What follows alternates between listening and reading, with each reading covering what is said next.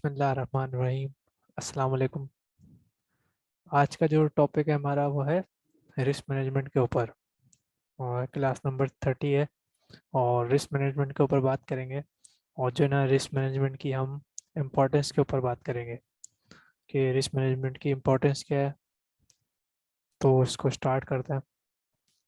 सबसे पहले तो ये देखेंगे ये जो टॉपिक है ना रिस्क मैनेजमेंट, जो पूरी ट्रेडिंग ये है वो है आपकी साइकोलॉजी और आप रिस्क कैसे मैनेज कर रहे हो उसकी बेस पे। और रिस्क मैनेजमेंट जो टॉपिक है बहुत बहुत वास्ट टॉपिक है, बहुत बड़ा टॉपिक है ये ना।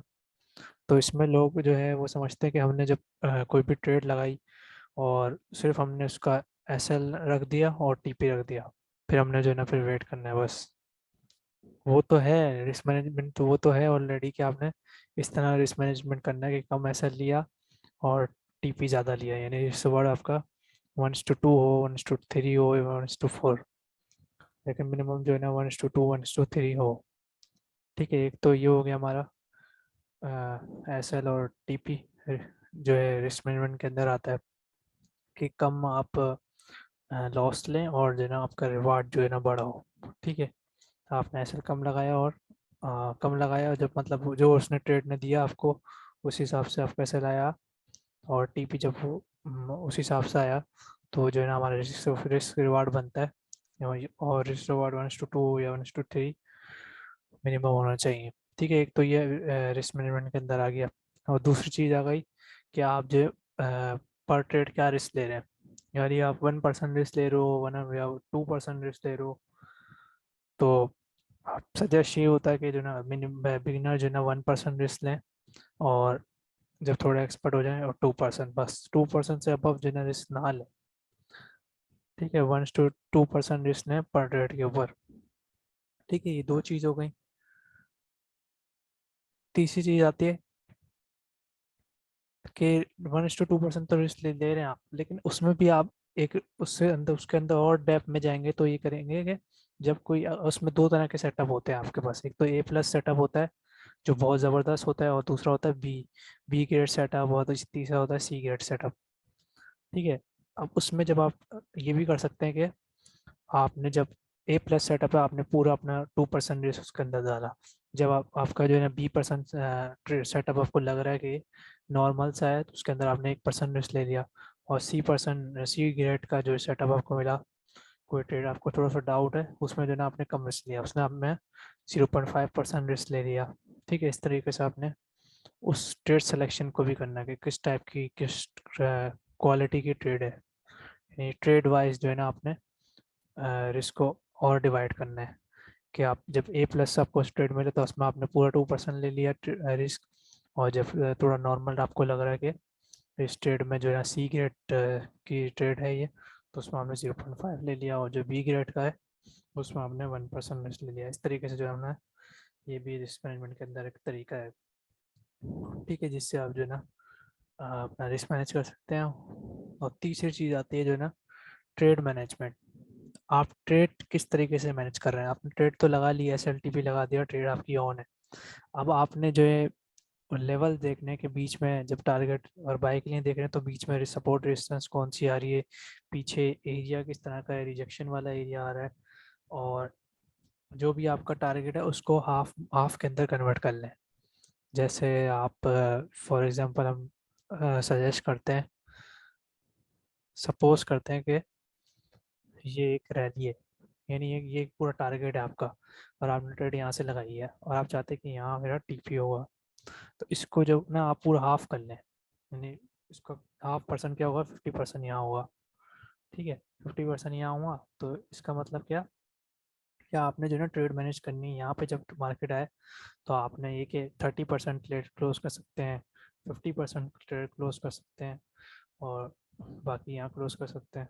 वो आपके ऊपर है, यहाँ पर 30% भी कर सकते हैं, 50% भी।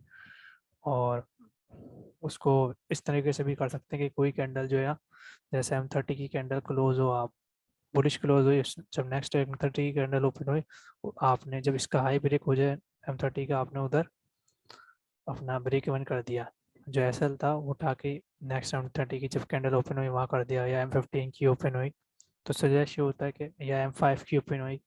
लेकिन जो है ना मूव अच्छा हो और स्ट्रॉन्ग कैंडल हो, जो भी हो उसके नीचे आपने ट्रेल करते जाएंगे ऐसा। ठीक है, जब जैसे जैसे मार्केट ऊपर जाएगी, ये एक ट्रेड मैनेज का तरीका है। दूसरा पार्शियल का, जो मैंने आपको बताया कि बीच में ट्रेड क्लोज कर दी 30%, यानी जब आपकी ट्रेड जो है 1:2 चल गई है, तो आपने जैसे 1:5 की एक ट्रेड है, 1:2 जब आपकी ट्रेड चल गई, आपने जो है ना आधी पार्शियल लिया, 30% या 20%, कुछ ना कुछ आपने प्रॉफिट सेव किया। तो ये एक तरीका जो है ना अपना आपको प्रॉफिट सेव करने का, कि बजाय मार्केट आपके वापस रिटर्न आ जाए और आपको कुछ भी ना मिले। ठीक है, ये एक हमारे पास ट्रेड मैनेजमेंट का रूल आ गया। ट्रेड मैनेजमेंट कैसे करनी है, और ये भी एक बहुत बड़ा टॉपिक है, इसके अंदर अगर हम डेप्थ में जाएंगे किस किस तरीके से आप जो है ना ट्रेड मैनेज कर सकते हैं। उसमें अलग अलग सिनारियोस होते हैं, लेकिन मेजर यही मैंने आपको बताया कि पार्शियल लें ट्रेड के अंदर, और जो है जब आपका काफ़ी बड़ा टारगेट है, तो नेक्स्ट जो कैंडल्स ओपन होती हैं M15 की, M5 की, तो ये कि जब मार्केट ऊपर जाते थे, आप जो है ना अपना ब्रेक इवन जो है उसको ऊपर करते रहें। ठीक है, ये एक तरीका हो गया। और चौथा तरीका जो है ट्रेड क्वालिटी, मैंने आपको बताई कि ट्रेड क्वालिटी लो क्वालिटी की ट्रेड है या लो रिस्क। हाँ, ये देखें, ट्रेड क्वालिटी इस मतलब कि अगर लो क्वालिटी आपकी ट्रेड है तो आपने लो रिस्क लेना है, सही है। हाई क्वालिटी की ट्रेड है तो आपने हाई रिस्क। मैंने आपको बताया कि ऊपर A B C D C grade की जो ट्रेड है, उसमें आपने जो सी ग्रेड होगी इसमें आपने कम रिस्क लेना है, बी में आपने 1% लेना है, और ए में आपने पूरा 2% लेना है। इस तरीके से जो है हमें चलना है। ठीक है, उसके बाद एक मेथड आता है ट्रेड डे। आपने जो है ना उस दिन को भी ध्यान में रखना है कि जैसे हाई इम्पैक्ट न्यूज़ का डे है, जैसे गोल्ड को अगर आप ट्रेड कर रहे हैं, या फिर कोई भी पेयर हो, जब हाई USD की न्यूज़ आती है, तो और जैसे हाई इम्पैक्ट कोई न्यूज़ आई है, FOMC या NFP या CPI जो भी है, तो उसमें मार्केट के अंदर वॉलेटिलिटी होती है। उस जब न्यूज़ आने से पहले जो है ना आपने केयरफुल रहना है उस दिन, क्योंकि जब हाई वॉल्यूम की न्यूज़ आती है तो मार्केट में ये होता है कि उससे पहले जो है ना वॉलेटिलिटी इतनी नहीं रहती, और न्यूज़ का वेट होता था, तो मार्केट डायरेक्शन वाइज ये मूव नहीं कर रही होती, रेंज टाइप कर रही होती। तो उस डे आपने बी केयरफुल रखना है, और न्यूज़ से पहले जो है ना, और न्यूज़ के बाद भी जो है आपने खास तौर पर न्यूज़ से पहले जो है ना आपने जहन में रखना है कि मार्केट ये करेगी, और उस वक्त अपना रिस्क कम रखें जो भी ट्रेड बने। ठीक है, ये एक तरीका हो सकता है। और बैंक हॉलीडे हो तो उस वक्त आपने ट्रेड नहीं करनी है। ठीक है, उसी पेयर को, जो भी आप पेयर कर रहे हैं उसका, अगर बैंक हॉलीडे है उसमें आपने कोई ट्रेड नहीं करनी। ये एक रिस्क मैनेजमेंट के अंदर आ गया। और ट्रेड डे के अंदर हमारे पास फ्राइडे का डे डे इम्पोर्टेंट होता है, क्योंकि क्लोजिंग होती है सर उसकी वीक की, और मंडे का डे, क्योंकि मंडे को ओपन होता है नया वीक।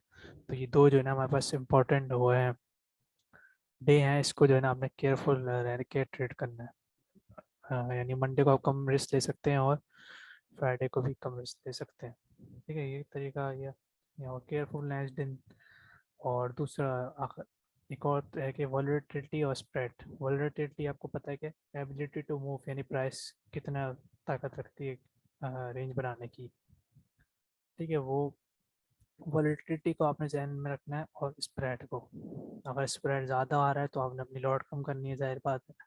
और इसी तरीके से अगर वॉलेटिलिटी ज़्यादा है और आपके एसएल बड़े आ रहे हैं, तो आपने जो है लॉट कम करनी है। ठीक है, और न्यूज़ वाले दिन जो है ना स्लिपेज भी रखनी है, स्लिपेज भी रखती है। स्लिपेज जो होती है कि आपका जो है ना मार्केट के अंदर वॉल्यूम नहीं होता, तो आपकी प्राइस जो है ना एंट्री जो है दूर जाके लगती है, जब आप मार्केट ऑर्डर लगाते हैं या फिर जो भी लगाते हैं। अगर इस मार्केट में लिक्विडिटी वॉल्यूम नहीं होगा तो आपका स्लिपेज पड़ेगी, एंट्री दूर लगेगी आपकी। ठीक है, इसको ध्यान में रखें। और वॉलेटिलिटी और स्प्रेड को जो मैंने बताया आपको, जैसे बड़ा आ रहे हैं तो लॉट छोटी करते हैं, वॉलेटिलिटी ज़्यादा है तो, और स्प्रेड भी अगर ज़्यादा है तो उसको आप लॉट छोटी कर दें, अपनी रिस्क मैनेजमेंट करें और लॉट छोटी रखें। और आखिरी है कि आपने ओवर ट्रेड नहीं करनी। ठीक है, ओवर रिस्क नहीं करना। ये सब जो है ना इम्पोर्टेंट चीज़ है। ओवर ट्रेड करेंगे आप जो है, यानी फिर आप रेवेंज करते जाएंगे, अपने सेटअप को ट्रेड नहीं करेंगे, तो आप ओवर ट्रेड करते रहेंगे तो आपका लॉस में जाते रहेंगे, तो बजाय आप प्रॉफिट में जाए। और ओवर रिस्क भी अगर आप करेंगे, ज़्यादा रिस्क लेंगे, 5% लेंगे, 10% रिस्क लेंगे पर ट्रेड में, तो वो भी ख़तरनाक है, डेंजर है। और उसमें जो है ना आप लॉस करेंगे। तो ये जो है ना सारे मेथड, सारी जो मैंने आपको पॉइंट बताए ये सब इम्पोर्टेंट आते हैं रिस्क मैनेजमेंट के अंदर। ठीक है जी, इसको आपने जहन में रखना है और इसके मुताबिक चलना है, क्योंकि आपको पता है जो है ट्रेडिंग जो है ना वो साइकोलॉजी पे डिपेंड करती है 80 to 90% और आपकी रिस्क मैनेजमेंट के ऊपर। ठीक है जी, ओके। नेक्स्ट टॉपिक पे हम बात करेंगे नेक्स्ट क्लास में स्ट्रेटेजी के ऊपर, कि स्ट्रेटेजी को कैसे बिल्ड करें और उसको आपको उसकी क्यों ज़रूरत पड़ती है। ठीक है, ओके, अल्लाह हाफिज़।